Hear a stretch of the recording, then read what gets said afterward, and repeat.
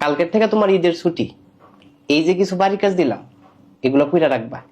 ঈদের পরে আইসা দেখবো। আমার দরকার পড়লে লাড়ি দিয়ে 10টা বাড়ি দেন, তাও আমি ঈদের সময় কোনো লেখাপড়া করতাম না। আরে আমি তো তোমার ঈদের দিন পড়তে বলি নাই, ঈদের দিন হোক আর ঈদের আগে পরে হোক, তাও আমি পড়তাম না। তুমি কেন পড়বা না? ঈদের সময় পড়ালেখা করা নিষেধ। কে বলছে নিষেধ? কে কইছে কইতারি না? তো নিষেধ, তোমারে পড়ালেখা করতে হবে। আচ্ছা স্যার, আপনার একটা কথা কই। কি কথা? ঈদ মানে আনন্দ, হ্যাঁ, আর ঈদ মানে পড়ালেখা বন্ধ। এলাকা একেবারেই বন্ধ? একেবারেই না, যতদিন আনন্দ ততদিন বন্ধ। এত আনন্দ করলে পড়ালেখা করবা কোন দিন? যেদিন আনন্দ শেষ হইব তার পরের দিন। আর এই আনন্দ শেষ হইব কোন দিন? এইটা আবার পরীক্ষার আগের দিন। আরে এমন করলে তো তুমি ফেল করবা। না স্যার, ইনশাল্লাহ করতাম না। তুমি যদি ফেল করো তাহলে তোমারে বাঁচাইবো কেডায়? আল্লাহ যদি আমারে পাস করায় তাহলে ঠেকাইবো কেডায়? শুধু পাস করলেই তো আর হবে না।